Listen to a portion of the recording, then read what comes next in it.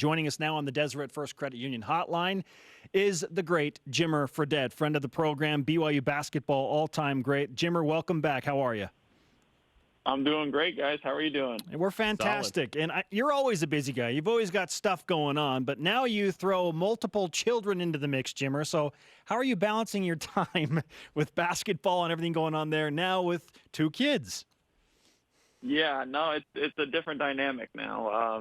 Whitney and I are playing man-to-man defense, and we're having a good time doing it. But it's been great. I mean, little Taft is 3 months old, and Wesley's 2.5. So I mean, we're busy. We're switching on and off. Obviously, I have a couple workouts a day normally, and then Whitney rides her horses and does her workouts and her things that she wants to do. So we're doing a lot of switching on and off and watching the kids and just having a great time. So I mean, it's definitely busy, but I wouldn't have it any other way for sure. Spencer has 3, I have 2. We can empathize quite a bit with this situation. Yeah. What was the process like as the son decided to forego the second-year option, but the Warriors picked you up for the summer league?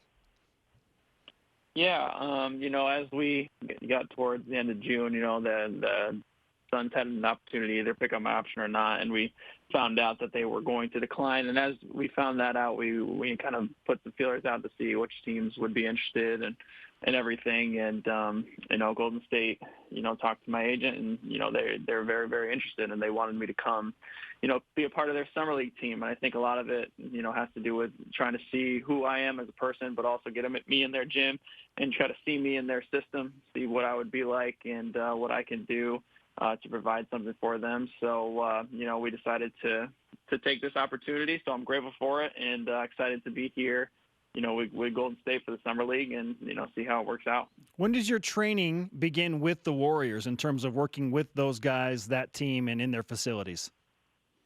It starts today. I just got here last night.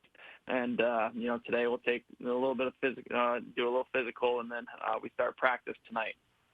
So, yeah, I'm here now and, excited to get this process started. Is here Vegas or Oakland or San Francisco?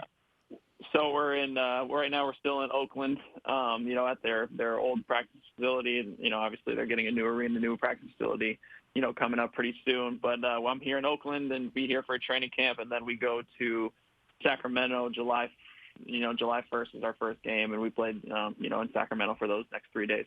Well, there's going to be a couple of Cougs playing for the Kings in Childs and Mika, so perhaps there's a fun matchup there, right? Yeah, that's great. Yeah, I'm excited to be able to see those guys and, compete against them. And obviously it's great to have, BYU guys, in the Summer League and, to have 3 on the same court at the same time is something that we haven't seen in a while, I don't think. So that's really, really cool. Jimmer Fredette with us on BYU Sports Nation. Just signed a deal with the Golden State Warriors to play in the NBA Summer League from July 5th through the 15th. A lot of BYU fans and a lot of Jimmer fans, for that matter, are excited about you and the prospect of being on a team like the Warriors because they feel like your game and how you have approached the game translates well with that franchise. How do you feel your game fits in with this style of the Warriors? Yeah, I think it fits right in. Obviously they get up and down. They shoot a lot of threes. They're great in transition, ball screens, catch and shoot, whatever it is in transition. And then they move and share the basketball and really, really, are unselfish with it and try to play the right way. And that's how I try to play throughout my career. And, as I've gotten older as a player, I've learned to play a lot more off the ball, being able to move without it, catching and shooting, and being able to play on the ball and kind of playing that multiple positions. And that's kind of how, the Warriors like to play their game. And, so I'm very, very good in transition. That's what I try to do. And, so I think it fits in really well. I think it's one of the best fits as far as the style of play for a team is for myself in the NBA. So, I think it's a great opportunity, and now it's time to go out there and just play. Jimmer, you've had some great memories in Las Vegas, and so I think BYU fans are especially excited to watch you play in Las Vegas again. I'm not sure where the games will be played. Maybe you can offer some insight to that. But how do you feel about being back in Vegas specifically? Yeah, I've been to Vegas many, many times and have played there a lot, especially in the Thomas and Mack Center and, the Cox Pavilion and everything that's there. So, I mean, it's fun to go back. It's always fun to play in that arena. I've had such great memories there. I've had some really tough memories there as well, but we've had some amazing memories there. So it's a cool arena. I mean, the Summer League is getting bigger and bigger, so it's always, sold out crowds and people that are coming to watch, and, be great atmospheres and playing against great competition. So, I mean, hopefully can go out and put on a show for some of the fans that come on and show up to watch us play. As long as we don't hear the Rebels chant, we'll be fine, right? Yeah, that is the worst chant, man. Right? I mean, that thing is, they just did it nonstop. And most of the time when we played them in their building, we lost. But we had the last laugh, finally, the last time we played them. So that's all that mattered to me. Indeed. Good memory to finish on, right? Someone simulated you in NBA 2K with the Warriors with Steph and Clay. Did you see this video? I know Ball is Life put it out and said, "Teach me how to Jimmer, the third Splash Brother." I haven't seen that video. I haven't seen it. I'll have to check it out. But I've heard that a little bit. It looked pretty nice. And I wanted to ask you about this. You talked about your development off the ball. I feel like in your career you've thrived when your usage rate is high. How have you tried to develop that where, okay, perhaps I don't have the ball in my hand as much, but I can still thrive? And do you feel like someone's going to give you a shot to perhaps have more usage? Obviously, I think for most people, the more times you touch the ball, the better you're going to do. And, for myself in particular, but, the last couple of years in China, I've really, really focused hard on being able to play without the ball in my hands and being able to still be, effective and score the basketball. And I've done, really, really worked hard on that. And it's something I've definitely gotten better at, because I knew that if I did want to make another run to the NBA, I would have to play that way somewhat. You know what I mean? Maybe there will be a team that will let me have the ball in my hands some and be able to direct the second unit or whatever it is. But I know that I'll be playing off the ball a lot as well, and being able to catch and shoot and spot up shoot and move without the basketball is something that's super important for myself. So I've just worked on that a lot, and I feel a lot more comfortable doing that now than I ever have. And, so it's important that I did that. And, I just try to find a situation where a team wants me to be on their team. And then from there, you just got to work your way back into the system, work your way into, the rotation, and try to find and do anything that you can to just get on the court, whatever that may be. And then from there, show what you can do, show your worth, and, try to get more usage rate as you go.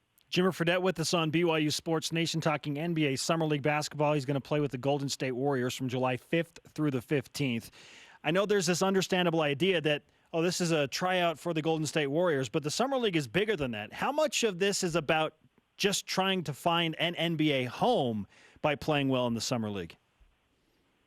Yeah, obviously, all 30 teams are watching all across the league, when you're playing in a Summer League. My idea and focus is to come here to show the Warriors, what I can do in their system.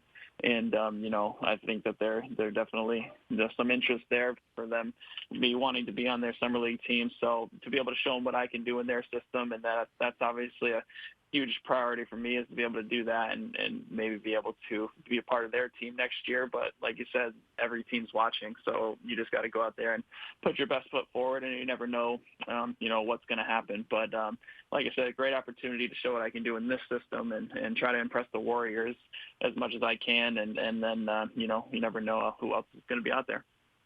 What's the latest with Jimmerosity? Things have been great. Things have been great with Jimmerosity. We just opened up a second all-inclusive playground over in Pleasant Grove this last week. Fantastic. In the Discovery Park, yeah, and it's an amazing park. So I want everybody to get over there and bring their kids over there and just enjoy a day or whatever it is and have fun. And we just had another successful 3-on-3 basketball tournament for our anti-bullying campaign, and continue to get more support and more people to come and get involved in our process and what we're trying to do all around Utah County and all the way in Utah. So we've been very, very successful. Things have been going great.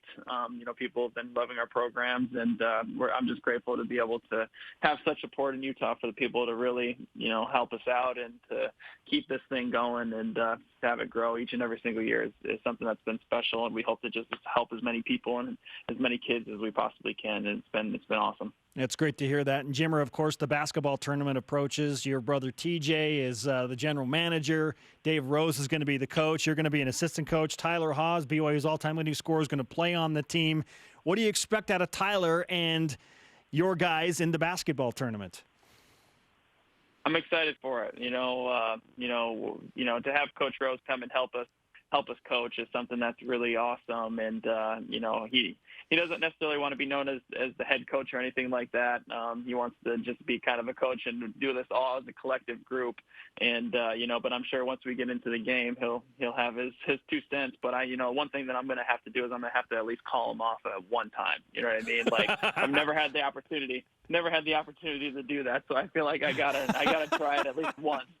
In my life. So that'll be fun. But I'm excited to have Tyler on the team. Obviously, he's a great player, great scorer, and someone that can really, put up big numbers when he gets in the right situation. And we plan to put him in a good situation to be able to go out there and help us advance, help us win. And he's such a great guy. I just saw him a couple weeks in Utah and talked to him for a little bit. So I'm excited to have him on the team, and as well as all the other guys. And we have a great team, and my brother did a great job putting together this team, and now being able to help and have it in Utah. Hopefully, everybody will come and watch us.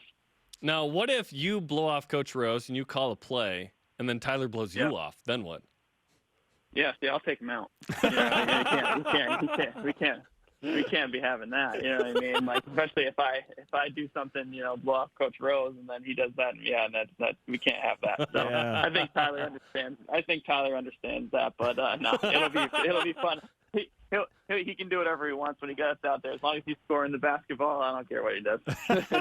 I would love to see that sequence. That would be amazing. You can't stand for insubordination, Listen, Jimmer. Get a 20-point lead, then you can mess around I'm for a not good at that. Yeah, exactly. Jimmer, let's give you some BYU Sports Nation karma for the Summer League and the basketball tournament.